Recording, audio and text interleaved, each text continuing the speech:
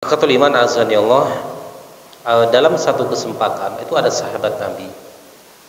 Ini terdapat dalam kitab Ashabur Rasul. Ya. Seorang sahabat Nabi ini nama waktu beliau belum masuk Islam namanya Abu Hir. Ya. Kemudian Abdul Syam, ya.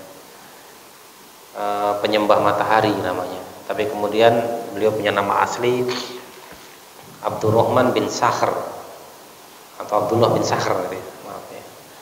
Ya, ini sering kita sebut namanya dengan nama sahabat Abu Hurairah. Jemaah sekalian, beliau ketika menjelang wafat itu nangis beliau. Ditanya oleh sahabatnya, ya Abu Hurairah, kenapa engkau nangis? Apa engkau takut dengan mati? Bukankah engkau selalu menasihati kami untuk tidak takut dengan mati? Sebagaimana disampaikan oleh sahabat Ali, orang yang cerdas itu bukan orang yang takut mati, Pak. Tapi orang cerdas itu tahu mati itu pasti, kemudian dia mempersiapkan bekal terbaik untuk menuju kematian. Itu orang yang cerdas, kata sahabat Ali bin Abi Thalib. Abu Hurairah paham betul kalimat ini, tapi belum menangis. Ditanya sahabatnya, kenapa engkau menangis? Kemudian beliau mengatakan, wahai sahabatku, aku menangis bukan karena takut mati, tapi sholatku di malam hari, ya, qiyamul lail maksudnya, dan puasaku di siang hari belum cukup untuk melakukan bekal perjalanan yang jauh menuju Allah Subhanahu wa taala. Ini sahabat Abu Hurairah. Yuk kita lihat sedikit Pak kisah beliau, Pak. Dalam biografinya, ini sahabat yang memfokuskan dirinya untuk belajar. Ya, beliau ini seorang sahabat yang tidak bekerja. Tidak sebagaimana sahabat yang lain berkebun, berdagang, dia tidak. Dia fokus belajar. Dan sahabat Abu Hurairah ini seorang sahabat yang paling sering nahan lapar. Kata beliau, aku minum satu air putih dengan beberapa butir kurma, yang penting apa? Tulang punggungku bisa berdiri untuk menuntut ilmu. Ini sahabat Abu Hurairah. Ini juga menjadi salah satu kunci keberhasilan kita dalam menuntut ilmu. Itu salah satunya dipengaruhi oleh faktor apa? Faktor kualitas makanan kita. Ini bapak-bapak kalau terlalu kenyang, ini menuntut ilmu nggak efektif, Pak. Sebagaimana dalam kitab Jami, syarah kitab Bulughul Maram, ada satu hadis Nabi, tidak ada tempat terburuk dalam tubuh anak Adam kecuali perutnya. Bukan salah perutnya, tapi salah kita mengisinya. Maka Imam Ibnu Rajab menuliskan di sana, disampaikan bahwa Luqmanul Hakim itu pernah nasihatin anaknya, wahai anakku, jangan terlalu kenyang. Kenapa? Kalau terlalu kenyang itu ilmu susah masuk, hikmah susah masuk. Sederhana, Pak, kita contohkan. Misalkan bapak-bapak lagi puasa Ramadan, Pak. Ya, berapa hari lagi Ramadan, Pak? 111 hari lagi atau 117 hari lagi? Tidak sampai 120 hari lagi, Pak. Kita masuk bulan Ramadan. Ya, saya agak teringat hitungannya karena sudah mulai jadwal kajian zuhur Ramadan, jadi sudah mulai Ramadan ntar lagi ya. Kita nggak lama lagi Ramadan. Ya. Coba bapak-bapak perhatikan, kalau kita puasa Ramadan, puasa pertama dan hari-hari sebelum Ramadan ini ada seorang yang jarang puasa. Hari pertama puasa itu buka yang ada di depannya dihabiskan semuanya. Ada es teh, ada es kelapa, semua dimakan, diminum. Kenyang nggak kira-kira, Pak? Kenyang. Terawihnya ngantuk nggak kira-kira?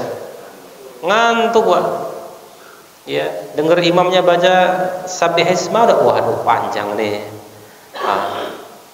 Dengar imamnya baca juz 28, Subhanallahi ma fis samadus, ya panjang nih imamnya. Tandain dia di jadwal siapa nama imamnya ini. Wah, Pak Edi. Besok nggak usah ke musola sini dah, musola sebelah aja gitu. Kenapa? Musola kita panjang. Di musola sebelah ternyata apa? Pak Edi diundang hari kedua di sana juga. Ketemu lagi. Jadi kalau perut kenyang nggak akan bisa nikmatin ibadah. Maka para ulama mengatakan kalau pengen bisa menikmati qiyamul lail, jangan banyak maksiat di siang hari dan jangan banyak makan di malam hari. Kalau makan kenyang itu berat sekali, Pak, bangun malam. Ya. Kemudian apa? Berat juga kita ibadah, nggak bisa nyaman ibadah itu. Makanya Bapak sekalian, kita ngaji ini nggak ada nasi kebulinya, ini ada manfaatnya ini ada maksudnya sebenarnya. Ini kalau ada nasinya nggak masuk kita ngaji, Pak. Ya bagus ya. Selain sibuk makan nasi kebuli, nanti nggak masuk ya. Ini kalau di daerah Purwakarta itu kalau ada pengajian Maulid, katanya kalau Maulid di sini tuh harus ada makannya katanya. Gitu. Pengajian tuh habis pengajian pada makan. Wah, santri kita itu kalau diundang seneng banget tuh, seneng apa makan-makannya. Kata Imam Azan ya Allah, ini Abu Hurairah. Beliau tuh menahan lapar.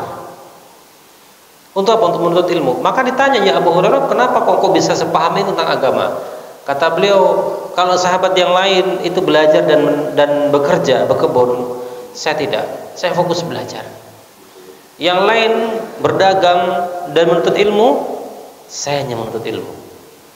Dan memang inilah tabiat ilmu, Bapak Ibu sekalian, jamaah sekalian. Ilmu itu tidak akan kita dapatkan kecuali dengan apa? Perjuangan yang keras yang kita keluarkan, perjuangan yang maksimal yang kita keluarkan. Tidak ada orang di rumah kemudian bisa dapat ilmu banyak, tidak ada. Meskipun sekarang, meskipun hari ini banyak media-media sosial, rasanya beda nggak Pak? Bapak ngaji di depan YouTube dengan ngaji datang langsung. Apa bedanya? Pasti kita punya rasa. Ya talaki langsung, bertemu langsung tuh beda rasanya dengan di YouTube. Kenapa? Kita ngaji dengerin di YouTube banyak godaan ya Pak. Awang sekarang di YouTube itu kadang-kadang kita lagi murotal, itu aja ada iklan lewat Pak, ya kan? Nah iklan yang lewat ini kadang-kadang dipantaunya lebih lama ini. Belum lagi nonton YouTube lagi asik, nonton YouTube di HP lagi. Ya, tiba-tiba ada WA masuk, ting. Kayaknya YouTube-nya digeser dulu tuh, buka WA dulu. Itu kalau ngaji di YouTube, di rumah dengan gitu. Maka beda rasanya ketika datang langsung.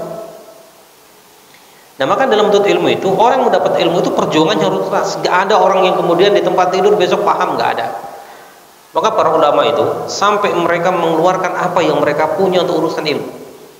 Saya pernah menyampaikan Imam Malik itu sampai ibunya menjual bagian depan rumahnya, diturun-turunin kayu di rumahnya itu, kanopi lah bahasa kita. Untuk apa? Diikat, digendong, dijual untuk anaknya belajar. Harus memang demikian dalam urusan ilmu, Bapak Ibu sekalian. Kita untuk anak-anak kita belajar ilmu itu prioritas. Masalah apa namanya? Itu Innova yang terbaru itu Innova apa ya, lupa saya. Jenik ya. Ya, saya kemarin di belakangnya tuh Pak, di pom bensin saya ngisi, lihatin aja. Oh, ini tuh yang bisa pakai ngomong. Buka pintu sendiri gitu. Tapi lebih prioritas sekolah anak kita. Ya. Meskipun ada sebagian di antara kaum muslimin kadang-kadang miris juga gitu. Sekolah cari yang murah, kalau yang gratis ya. Yang nggak banyak biayanya, tapi untuk urusan mobil kita yang terbaru dan lain sebagainya. Enggak, Bapak Ibu sekalian. Para ulama apa? Totalitas untuk urusan ilmu. Untuk bab ilmu keluarkan segalanya. Ini investasi. Ya. Imam Malik, Imam Syafi'i, Imam Abu Hanifah.